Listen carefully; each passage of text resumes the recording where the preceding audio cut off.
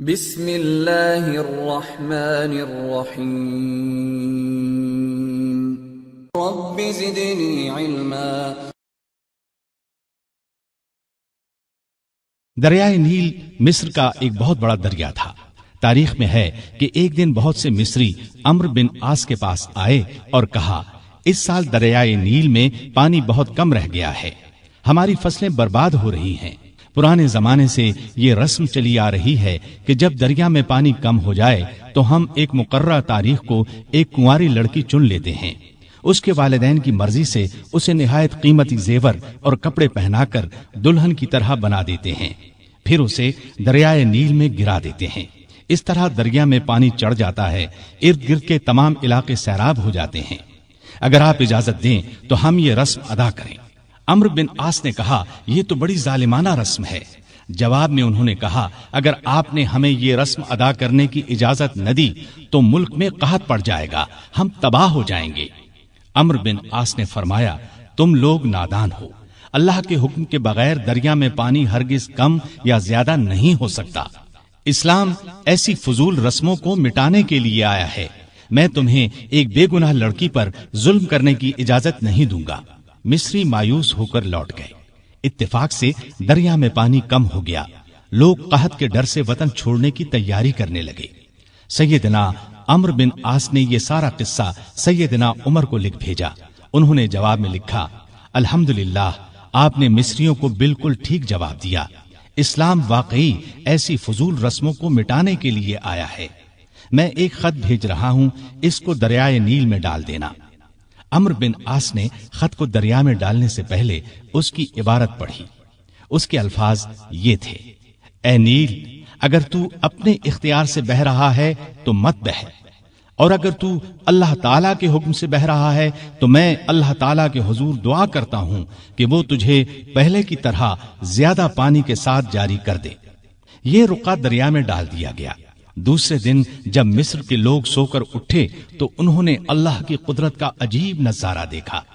دریا کا پانی کئی گز اوپر چڑھ گیا تھا، کناروں سے نکل کر ارد گرد کے علاقوں کو سیراب کر رہا تھا۔ اتنا زیادہ پانی اس میں کبھی نظر نہیں آیا تھا۔ یہ نظارہ دیکھ کر ہزارہا مصری مسلمان ہو گئے اور وہ ظالمانہ رسم ہمیشہ کے لیے ختم ہو گئی۔ سیدنا عمر رضی اللہ عنہ کے دور میں اسلامی حکومت 22 لاکھ مربع میل تک پھیل گئی۔ اس میں عرب کے علاوہ عراق، ایران، مصر، فلسطین، بحرین، آرمینیا، آذربائیجان، سیستان وغیرہ بہت سے ملک شامل تھے۔ اتنے بڑے ملک کا انتظام سیدنا عمر نے بہت خوبی سے کیا۔ اسلامی سلطنت کو صوبوں میں تقسیم کر دیا، پھر ہر صوبے کو بہت سے ضلعوں میں تقسیم کیا۔ عام طور پر ایک صوبے میں 10 سے لے کر 20 تک ضلع ہوتے تھے۔ ملک کا انتظام صحابہ کرام رضی اللہ عنہم کے مشورے سے کرتے تھے۔ مشورہ کرنے کے لیے انہوں نے ایک مجلس بنائی۔ اس میں سوجھ بوجھ رکھنے والے بڑے بڑے جلیل القدر صحابہ شامل تھے۔ اس مجلس کو مجلس شورا کہا جاتا تھا۔ اس کے اجلاس مسجد نبوی میں ہوتے تھے۔ ہر صوبے کا ایک گورنر مقرر کیا جاتا تھا۔ خود بالکل سادہ زندگی بسر کرتے تھے۔ یہی ہدایت گورنروں کو تھی۔ عہدے داروں کی نگرانی خود کرتے تھے۔ حج کے زمانے میں چاروں طرف سے آئے ہوئے لوگوں سے ان کے گورنروں کے حالات پوچھتے، لوگ بے دھڑک شکایت کرتے، لوگوں کے سامنے اس قسم کا خطبہ دیتے، لوگو، تم پر جو لوگ حاکم مقرر کیے گئے ہیں وہ اس لیے نہیں بھیجے گئے کہ تمہیں ماریں پیٹیں اور تمہارا مال چھین لیں، بلکہ انہیں میں اس لیے بھیجتا ہوں کہ وہ تمہیں رسول اللہ صلی اللہ علیہ وسلم کے طریقے سکھائیں۔ اگر کسی نے اس کے خلاف کیا ہے تو مجھ سے بیان کرو تاکہ میں اس کا بدلہ لوں۔ لوگوں کو عام اجازت تھی کہ وہ کسی وقت بھی اپنی شکایت پیش کر سکتے تھے۔ ایک مرتبہ مصر کے ایک غریب شخص نے شکایت کی کہ گورنر کے بیٹے نے بلا وجہ اسے پیٹا ہے۔ آپ نے باپ بیٹے کو بلوا لیا۔ جب دونوں آ گئے تو سیدنا عمر نے اس غریب کو کوڑا دے کر فرمایا، جتنے کوڑے اس نے تمہیں مارے تھے اتنے ہی تم اسے مارو۔ اس غریب نے کوڑے مارنے شروع کیے۔ جب تعداد پوری ہو گئی تو عمر نے فرمایا، اب 2-4 کوڑے گورنر کو بھی مارو۔ لیکن اس غریب نے ایسا کرنا پسند نہ کیا۔ جزیرے کے گورنر کے بارے میں اطلاع ملی کہ وہ باریک لباس پہنتے ہیں، دروازے پر دربان بھی مقرر کر رکھا ہے۔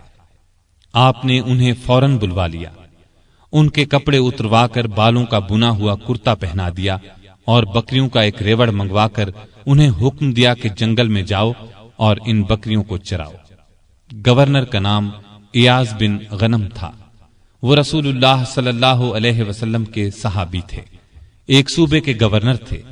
اس لیے جب انہوں نے کہا کہ وہ آئندہ ایسا لباس نہیں پہنیں گے تو عمر نے انہیں معاف کر دیا اور عہدے پر واپس بھیج دیا۔ ایاز بن غنم جب تک زندہ رہے موٹا لباس پہنتے رہے، پھر انہوں نے کبھی باریک لباس پہنا نہ دروازے پر دربان رکھا۔ خالد بن ولید رضی اللہ عنہ اسلام کے بہت بڑے جرنیل تھے، انہوں نے 20 لڑائیاں لڑی، بڑی بڑی حکومتوں کے لشکر ان کے مقابلے میں نہ ٹھہر سکے۔ سیدنا عمر کے زمانے میں جب خالد بن ولید فتوحات پر فتوحات حاصل کر رہے تھے تو عین اس حالت میں عمر نے انہیں سپہ سالاری سے معزول کر دیا۔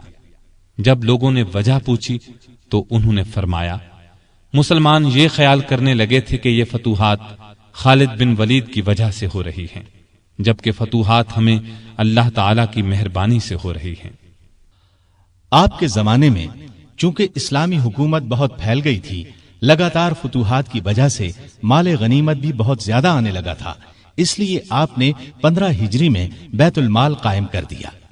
اس میں زکوٰۃ، خراج، جزیہ، مال غنیمت وغیرہ جمع ہوتا تھا اور مسلمانوں میں تقسیم کیا جاتا تھا۔ یتیموں، غریبوں اور بیواؤں کو اس میں سے وظیفے دیے جاتے تھے۔ ضرورت مندوں کو قرض بھی دیا جاتا تھا، جنگی ضروریات پر بھی خرچ کیا جاتا تھا۔ آمدنی اور خرچ کے معاملے میں حد درجہ احتیاط کرتے تھے۔ سیدنا عثمان نے ایک دن انہیں چلچلاتی دھوپ میں بھاگتے دیکھا۔ پوچھنے پر انہوں نے بتلایا کہ بیت المال کا ایک اونٹ گم ہو گیا ہے، اس کو تلاش کر رہا ہوں۔ بحرین سے ایک مرتبہ مشک آیا، یہ انتہائی قیمتی خوشبو تھی۔ اس کو مسلمانوں میں تقسیم کرنے کے لیے آدمی کی تلاش ہوئی جو یہ کام اچھی طرح کر سکے۔ سیدنا عمر کی زوجہ محترمہ عاتقہ نے کہا کہ یہ کام میں کر سکتی ہوں۔ سیدنا عمر نے فرمایا، نہیں، میں تمہیں اس کی اجازت نہیں دے سکتا، اس لیے کہ تمہاری انگلیوں پر جو مشک لگ جائے گا وہ تم اپنے کپڑوں پر لگا لو گی، اس طرح عام مسلمانوں سے زیادہ تمہارے حصے میں آئے گا۔ ایک مرتبہ بیمار ہو گئے، لوگوں نے علاج کے طور پر شہد تجویز کیا۔ بیت المال میں شہد موجود تھا لیکن آپ نے لینا گوارا نہ کیا۔ آخر لوگوں کو جمع کیا گیا، جب سب نے اجازت دے دی تب شہد لیا۔ آپ نے عدل و انصاف کا بہترین نمونہ دنیا کو دکھایا، اللہ سے ڈرنے والے قاضی مقرر کیے، ان کی تنخواہیں مقرر کی، انہیں حکم دیا کہ تمام فیصلے قرآن اور حدیث کے مطابق کیے جائیں۔ قرآن اور حدیث میں حکم نہ ملے تو جس رائے پر عالموں کا اتفاق ہو اس کے مطابق فیصلہ دیا جائے۔ انہوں نے کوفہ میں شریح کو قاضی مقرر کیا، ان کے فیصلے بہت مشہور ہوئے۔ امیر المومنین کے خلاف بھی فیصلے دے دیتے تھے۔ سیدنا علی نے بھی انہیں اپنے دور میں قاضی کے عہدے پر قائم رکھا۔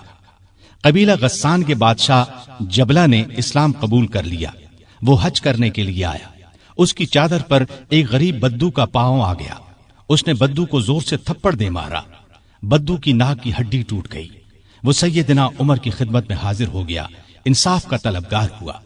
سیدنا عمر نے جبلہ کو بلا بھیجا، وہ حاضر ہوا تو آپ نے اسے کہا، تم نے اس غریب مسلمان سے زیادتی کی ہے، لہذا بدلہ دو۔ یہ غریب تمہیں اس جگہ تھپڑ مارے گا جس جگہ اس کے منہ پر تھپڑ لگا ہے۔ ہاں، اگر تم اس سے معافی مانگ لو اور یہ معاف کر دے تو اور بات ہے۔ جبلہ نے کہا، مجھے ایک دن کی مہلت دی جائے تاکہ میں غور کر سکوں۔ جبلہ کو ایک دن کی مہلت مل گئی، وہ وہاں سے فرار ہو کر شام چلا گیا اور دوبارہ عیسائی مذہب اختیار کر لیا۔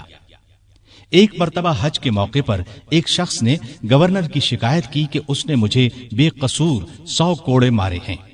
سیدنا عمر رضی اللہ عنہ نے شکایت درست پائی تو حکم دیا، تم بھی اسے 100 کوڑے مارو۔ ایک عیسائی کسان نے شکایت کی کہ اس کے کھیتوں سے مسلمان فوج گزری ہے جس سے اس کا نقصان ہوا ہے۔ آپ نے بیت المال سے اسے 10,000 درہم دینے کا حکم دیا۔ سیدنا عمر فاروق نے عام لوگوں کو منع کر دیا کہ وہ شریعت کے کسی مسئلے پر اپنا فیصلہ دیں۔ اس کام کے لیے انہوں نے فتوے جاری کرنے کا محکمہ قائم کیا۔ فتوے دینے والے بزرگوں کے نام یہ ہیں: سیدنا عثمان، سیدنا علی، سیدنا عبد الرحمن بن عوف، سیدنا ابی بن قعب، سیدنا معاذ بن جبل، سیدنا زید بن ثابت، سیدنا ابو درداء، سیدنا ابو ہریرہ رضی اللہ تعالی عنہم۔ سیدنا عمر رضی اللہ تعالی عنہ نے پولیس کا محکمہ قائم کیا۔ رعایا کی خبرگیری رکھنے کے لیے راتوں کو گشت لگایا کرتے تھے۔ ملک شام کے سفر سے لوٹ رہے تھے کہ ایک بڑھیا نظر آئی۔ اس سے پوچھا کہ بڑی بی، عمر کے بارے میں کچھ معلوم ہے؟ وہ بولی، ہاں، سنا ہے شام گیا ہوا ہے، اللہ اس سے سمجھے، آج تک اس نے مجھے پھوٹی کوڑی تک نہیں دی، اسے معلوم نہیں میں کتنی تنگی سے گزارا کر رہی ہوں۔ سیدنا عمر نے یہ سن کر فرمایا، بڑی بی، تم نے جا کر عمر کو اپنا حال بتایا؟ بڑھیا نے کہا، اگر اسے رعایا کا حال معلوم نہیں تو خلافت کیوں کرتا ہے؟ سیدنا عمر فاروق رضی اللہ عنہ یہ سن کر رو پڑے۔ پھر اس سے پوچھا، تم کیا لے کر عمر کو معاف کر سکتی ہو؟ اس نے کہا، اگر مجھے 25 دینار مل جائیں تو معاف کر دوں گی۔ آپ نے اسی وقت اسے 25 دینار دے دیے۔ وہ خوش ہو کر دعائیں دینے لگی، اللہ عمر کو معاف کرے، اس پر اپنی رحمت نازل کرے۔ بعد میں سیدنا عمر رضی اللہ عنہ نے اس کا وظیفہ مقرر فرما دیا۔ ایک رات گشت کے دوران میں چند بچوں کے رونے کی آواز سنی۔ معلوم ہوا کہ بچے بھوکے ہیں اور ماں نے انہیں بہلانے کے لیے ہانڈی میں صرف پانی ڈال کر آگ جلا رکھی ہے۔ آپ اسی وقت خادم اسلم کے ساتھ بیت المال گئے۔ آٹا، گوشت، گھی اور کھجوریں نکال کر خادم سے فرمایا، یہ تمام چیزیں میری کمر پر رکھ دو۔ اسلم نے عرض کیا، آپ کیوں تکلیف کرتے ہیں، میں اٹھا لیتا ہوں۔ آپ نے فرمایا، نہیں، قیامت کے دن میرا بوجھ تم نہیں اٹھاؤ گے۔ پھر سب چیزیں اپنی کمر پر لاد کر لائے، خود کھانا تیار کیا، خود چولہا پھونکا، کھانا تیار ہونے پر اپنے سامنے بچوں کو کھلایا۔ انہوں نے پیٹ بھر کر کھایا، پھر اچھلنے کودنے لگے۔ سیدنا عمر انہیں اچھلتے کودتے دیکھتے اور خوش ہوتے رہے۔ عورت نے ان سے کہا، اللہ تمہیں نیک بدلہ دے، امیر المؤمنین بننے کے لائق تو تم ہو، نہ کہ سیدنا عمر۔ سیدنا عمر فاروق رضی اللہ عنہ یہ سن کر مسکرائے، پھر واپس مدینہ آئے اور اس عورت کا وظیفہ مقرر کر دیا۔ ایک روز شام کے وقت مدینے کے باہر ایک قافلہ اترا۔ سیدنا عمر نے عبد الرحمن بن عوف رضی اللہ عنہ کو ساتھ لیا اور رات بھر قافلے کا پہرا دیتے رہے۔ ایک قافلے میں ایک ننھے بچے کو روتے دیکھا تو اس کی ماں پر ناراض ہوئے کہ بچے کو دودھ کیوں نہیں پلاتی۔ وہ آپ کو پہچانتی نہیں تھی۔ کہنے لگی، امیر المؤمنین نے حکم دیا ہے کہ جب تک بچے ماں کا دودھ پیتے رہیں بیت المال سے ان کا وظیفہ مقرر نہ کیا جائے۔ میں اس کا دودھ چھڑا رہی ہوں تاکہ وظیفہ لگ جائے۔ یہ ہے اس کے رونے کی وجہ۔ سیدنا عمر یہ سن کر روئے، پھر اعلان کر دیا کہ جس دن کوئی بچہ پیدا ہوگا اس کا وظیفہ اسی دن سے مقرر ہو جائے گا۔ ایک مرتبہ لوگوں کو کھانا کھلا رہے تھے، ایک شخص کو بائیں ہاتھ سے کھانا کھاتے دیکھا۔ نزدیک جا کر اس سے کہا، دائیں ہاتھ سے کیوں نہیں کھاتے؟ اس نے کہا، میرا دایاں ہاتھ موتا کی لڑائی میں کٹ گیا تھا۔ یہ سن کر سیدنا عمر رونے لگے، اس کے پاس بیٹھ گئے اور بولے، افسوس، تمہیں وضو کون کراتا ہوگا؟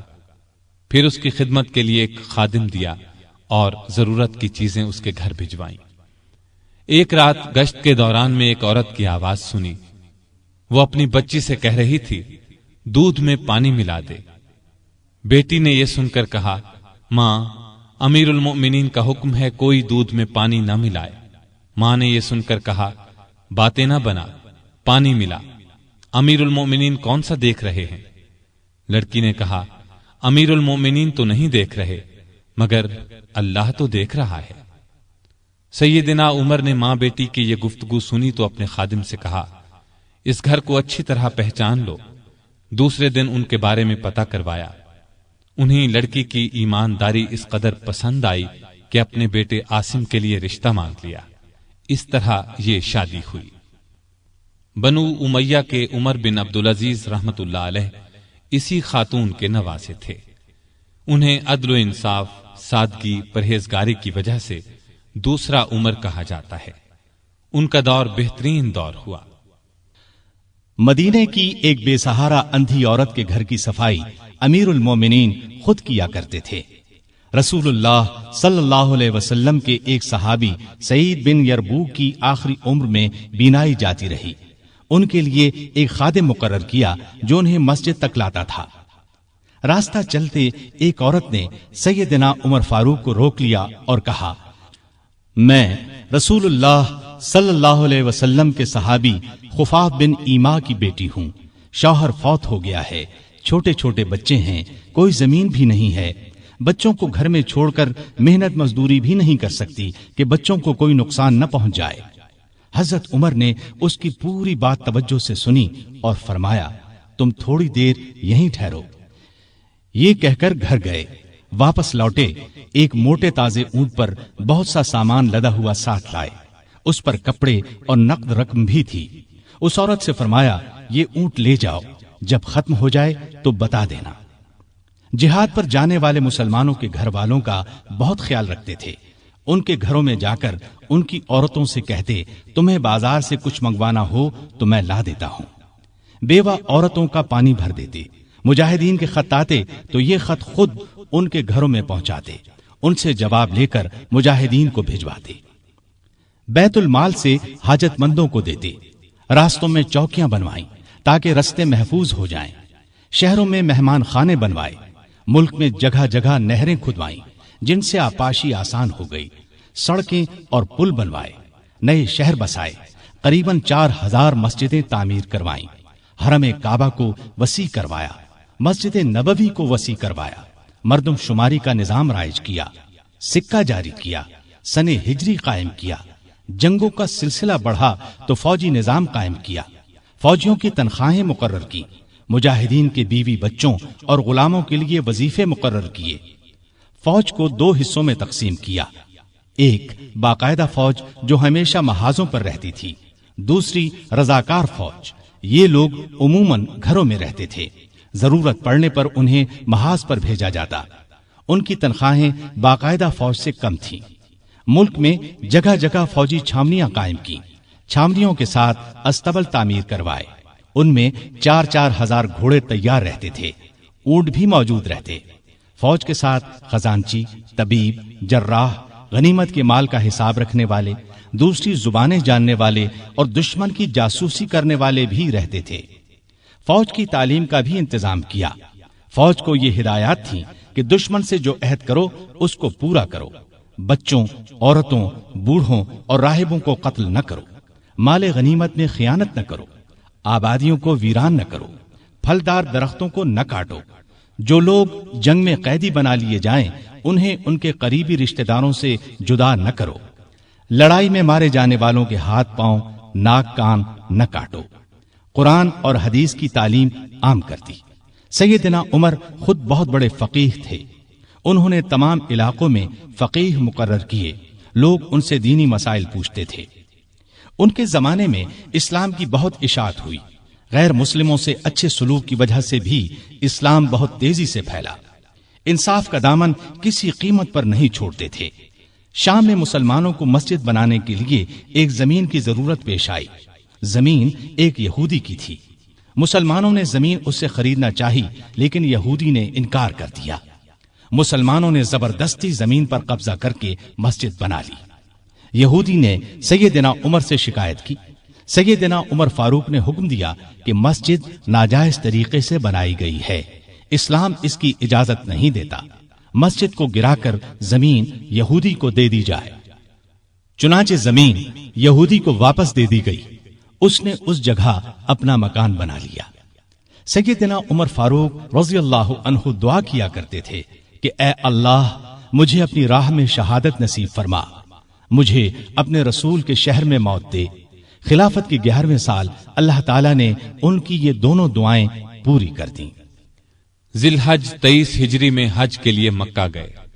آپ جب حجر اسود کو بوسہ دیتے تو کہتے تھے، اے حجر اسود، میں جانتا ہوں کہ تو ایک پتھر ہے، تو نہ نفع دے سکتا ہے اور نہ نقصان۔ اگر میں نے رسول اللہ صلی اللہ علیہ وسلم کو تیرا بوسہ لیتے ہوئے نہ دیکھا ہوتا تو میں تیرا بوسہ نہ لیتا۔ یہ سیدنا عمر کی توحید کا کمال نمونہ ہے۔ حج سے فارغ ہو کر اس مہینے کی آخری تاریخوں میں واپس لوٹے۔ جمعے کے دن مسجد میں خطبہ دیا جو بہت طویل تھا۔ اس میں لوگوں کو بہت نصیحتیں کی۔ اس خطبے میں اپنے ایک خواب کا ذکر کیا اور فرمایا، میں سمجھتا ہوں میری موت کا وقت آ پہنچا ہے۔ اس کے ساتھ ہی خلافت کے بارے میں کچھ ایسی باتیں بیان کی جن سے معلوم ہوتا تھا کہ آئندہ ہونے والے خلیفہ کے بارے میں پریشان ہیں۔ مدینے میں مغیرہ بن شعبہ کا ایک غلام تھا۔ یہ ایرانی تھا، اچھا کاریگر تھا۔ اس کا نام ابو لؤلؤ فیروز تھا۔ ایک دن سیدنا عمر سے شکایت کی کہ میں دن بھر کام کر کے جو کچھ کماتا ہوں، میرا آقا اس میں سے بہت زیادہ رقم لے لیتا ہے، اس میں کمی کرا دیں۔ سیدنا عمر نے پوچھا، تم کون سا کام جانتے ہو؟ اس نے کہا، میں لوہار بھی ہوں، بڑھئی بھی ہوں اور بیل بوٹے بھی بنانا جانتا ہوں۔ سیدنا عمر نے دریافت کیا، تمہارا آقا تم سے روزانہ کتنی رقم لیتا ہے؟ اس نے کہا، 2 درہم روزانہ۔ اس پر سیدنا عمر نے فرمایا، تم جو کام جانتے ہو اس کے مقابلے میں تو یہ رقم زیادہ معلوم نہیں ہوتی۔ اس پر ابو لؤلؤ ناراض ہو کر چلا گیا۔ اگلے دن ابو لؤلؤ فجر کی نماز سے پہلے مسجد میں چھپ کر بیٹھ گیا۔ سیدنا عمر لوگوں کو نماز پڑھانے لگے تو اس نے کونے سے نکل کر 2 دھاری خنجر سے امیر المؤمنین پر 6 وار کیے اور پھر صفوں میں کھڑے مسلمانوں کو زخمی کرتا باہر بھاگا، لیکن مسلمانوں نے پکڑ لیا۔ اس پر اس نے وہی خنجر اپنے پیٹ میں جھونک لیا اور مر گیا۔ ادھر امیر المؤمنین شدید زخمی ہو گئے۔ انہوں نے عبد الرحمن بن عوف رضی اللہ عنہ کا ہاتھ پکڑ کر اپنی جگہ کھڑا کر دیا، خود زمین پر گر پڑے۔ لوگوں نے نماز سے فارغ ہو کر دیکھا، جن مسلمانوں کو ابو لؤلؤ نے زخمی کیا تھا ان میں سے 7 دم توڑ چکے تھے، باقی بہت زیادہ زخمی نہیں ہوئے تھے۔ البتہ سیدنا عمر کی حالت نازک تھی۔ ایسے میں انہوں نے عبداللہ بن عباس سے پوچھا، مجھے کس نے مارا ہے؟ انہوں نے بتایا، مغیرہ بن شعبہ کے غلام ابو لؤلؤ نے۔ یہ سن کر فرمایا، اللہ کا شکر ہے، میری موت کسی ایسے شخص کے ہاتھ سے نہیں ہوئی جو اسلام کا دعویٰ کرتا ہو۔ لوگ انہیں اٹھا کر گھر لائے، دودھ پلایا گیا تو وہ زخموں کے راستے باہر آ گیا۔ اب سب کو یقین ہو گیا کہ امیر المؤمنین کا آخری وقت آ پہنچا ہے۔ لوگ غم سے نڈھال ہو گئے، ان سے ملنے کے لیے آنے لگے۔ ایک نوجوان ایسے میں ملنے آیا۔ اس نے کہا، اے امیر المؤمنین، آپ اللہ کی بشارت سے خوش ہو جائیں۔ آپ ان اصحاب میں سے ہیں جو بہت پہلے اسلام لائے اور رسول اللہ کے ساتھی بنے۔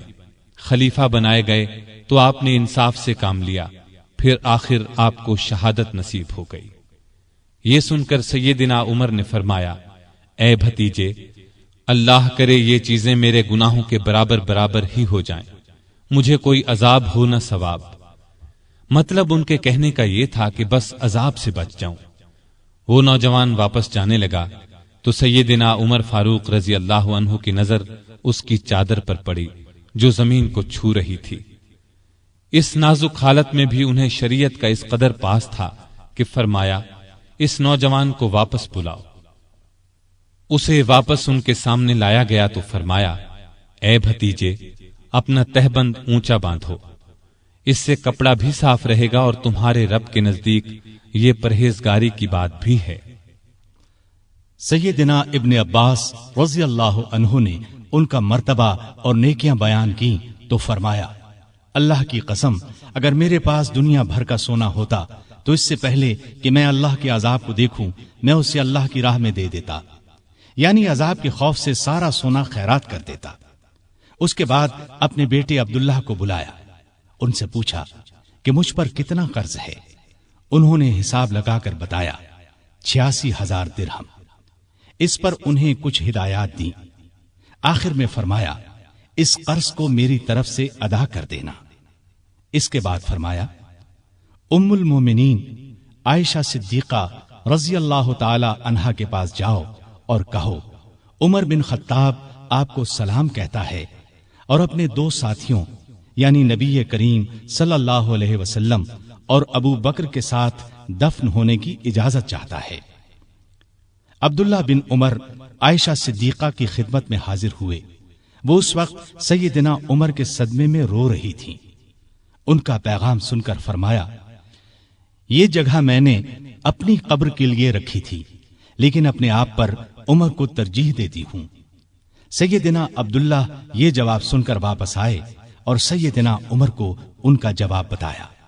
آپ نے اللہ کا شکر ادا کیا، پھر فرمایا میں مر جاؤں تو میرا جنازہ اٹھا کر وہاں لے جانا اور انہیں سلام کر کے ایک بار پھر عرض کرنا عمر بن خطاب اجازت طلب کرتا ہے، اگر اجازت دے دیں تو مجھے اندر لے جا کر دفن کر دینا، اور اگر انکار کر دیں تو عام مسلمانوں کے قبرستان میں دفن کر دینا۔ حالت جب زیادہ نازک ہو گئی تو فرمایا خلافت کا حقدار عثمان، علی، زبیر، عبد الرحمن بن عوف اور سعد بن ابی وقاص رضی اللہ عنہم سے زیادہ کسی کو نہیں سمجھتا۔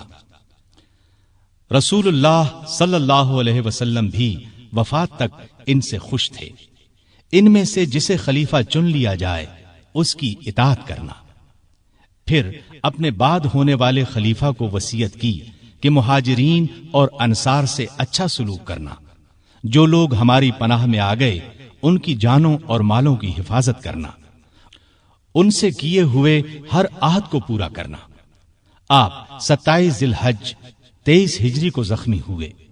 3 دن بعد یکم محرم 24 ہجری کو وفات پائی اور شہادت کے درجے پر فائز ہوئے۔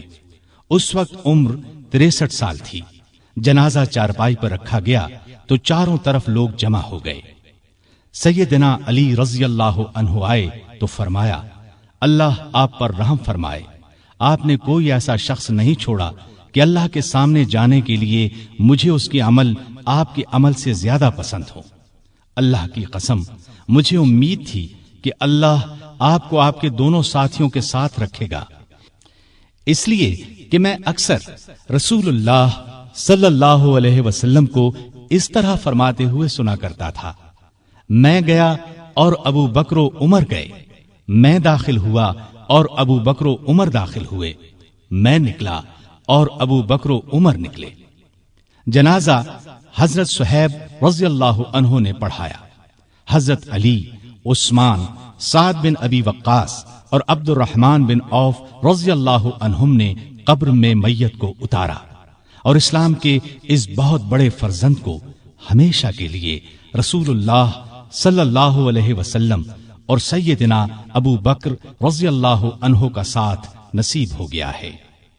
سیدنا عمر رضی اللہ عنہ نے کئی شادیاں کی، ان سے 8 یا 9 لڑکے، 4 یا 5 لڑکیاں ہوئیں۔ مشہور بیویوں کے نام یہ ہیں: زینب بنت مزعون رضی اللہ عنہا، عاتقہ بنت زید رضی اللہ عنہا، ام حکیم بنت حارث رضی اللہ عنہا، ام کلثوم بنت علی رضی اللہ عنہا۔ اولاد میں سے حفصہ، عبداللہ، عبید اللہ اور عاصم رضی اللہ عنہم بہت مشہور ہیں۔ حفصہ رضی اللہ عنہا کو رسول اللہ صلی اللہ علیہ وسلم کی پاک بیویوں میں شامل ہونے کا شرف حاصل ہے، وہ ام المومنین کہلائیں۔ آپ میں اللہ کا خوف انتہا کو پہنچا ہوا تھا، عبادت کا شوق بھی بے حد تھا، راتوں کو جاگ کر نفل پڑھا کرتے تھے۔ قرآن کریم کی جن آیات میں قیامت کا ذکر ہے ان کو پڑھتے وقت بہت روتے۔ تراویح کی نماز کو انہوں نے باجماعت کرایا، ان کے دور سے آج تک تراویح باجماعت ادا کی جاتی ہے۔ آپ میں بردباری حد درجے کی تھی، دوسروں کی نکتہ چینی کو صبر اور حوصلے سے برداشت کرتے تھے۔ آپ نے ایک وقت میں کبھی دسترخوان پر 2 سالن جمع نہ کیے۔ رسول اللہ صلی اللہ علیہ وسلم اور ابو بکر رضی اللہ عنہ کا بھی یہی معمول تھا۔ نبی کریم صلی اللہ علیہ وسلم سے آپ کو انتہا درجے کی محبت تھی۔ آپ صلی اللہ علیہ وسلم پر اپنی جان قربان کرنے کے لیے ہر دم تیار رہتے تھے۔ کوئی رسول اللہ صلی اللہ علیہ وسلم کی شان میں ذرا سی گستاخی کرتا تو اس کی گردن اڑانے پر تیار ہو جاتے۔ ایک بار سیدنا عمر فاروق رضی اللہ عنہ نے فرمایا، اے اللہ کے رسول، مجھے آپ سے اپنی جان سے بھی زیادہ محبت ہے۔ نبی کریم صلی اللہ علیہ وسلم نے سیدنا عمر فاروق رضی اللہ عنہ کو دنیا ہی میں جنتی ہونے کی بشارت دی۔ سیدنا عمر فاروق رضی اللہ عنہ کے چند اقوال یہ ہیں: بزرگ بننے کے لیے علم حاصل کرو۔ جو آدمی خود کو عالم کہے وہ جاہل ہے، جو خود کو جنتی کہے وہ جہنمی ہے۔ جس سے تمہیں نفرت ہے اس سے ڈرتے رہو۔ بڑھاپے سے پہلے جوانی اور موت سے پہلے بڑھاپے کو غنیمت جانو۔ سب سے بری آوازیں دو ہیں، نوحہ اور راگ یعنی گانا۔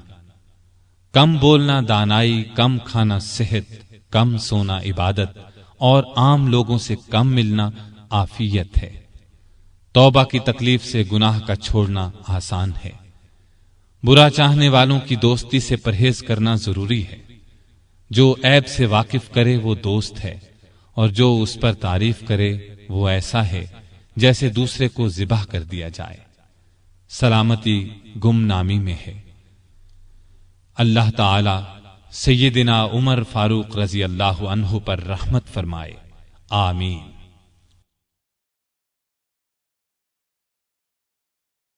سامعین محترم، ابھی آپ دارالسلام اسٹوڈیو لاہور پاکستان سے سن رہے تھے فاروق اعظم۔ دارالسلام اسٹوڈیو تلاوت قرآن مجید، ترجمہ سیرت النبی، قصص الانبیاء، صحابہ کرام، ائمہ اعظام اور محدثین کے حالات و واقعات، نیز نماز، روزہ، حج اور دیگر عبادات کا صحیح طریقہ، بچوں اور عورتوں کے لیے انتہائی دلچسپ اور سچی کہانیاں، اور وہ سب کچھ جس سے نئی نسل کی تربیت اسلامی خطوط پر ہو سکے، آڈیو کیسٹ اور سیڈیز میں پیش کر رہا ہے۔ دارالسلام اسٹوڈیو دارالسلام پبلشرز اینڈ ڈسٹریبیوٹرز کا ایک حصہ ہے، جو اسلامی کتب کی اشاعت کا بین الاقوامی ادارہ ہے، جس کا ہیڈ آفس سعودی عرب کے دارالحکومت ریاض میں واقع ہے، جس کے مینیجنگ ڈائریکٹر جناب عبد المالک مجاہد ہیں۔ دارالسلام کا دنیا کے 27 ملکوں میں نیٹ ورک ہے۔ پاکستان میں اس کا ایڈریس نوٹ کر لیں: دارالسلام اسٹوڈیو، 50 لوور مال، نزد MAO کالج، لاہور۔ فون 7240024، 7232400 اور 7120054، فیکس 7354072۔ یہ پیشکش تھی محمد طارق شاہد کی۔ اللہ حافظ۔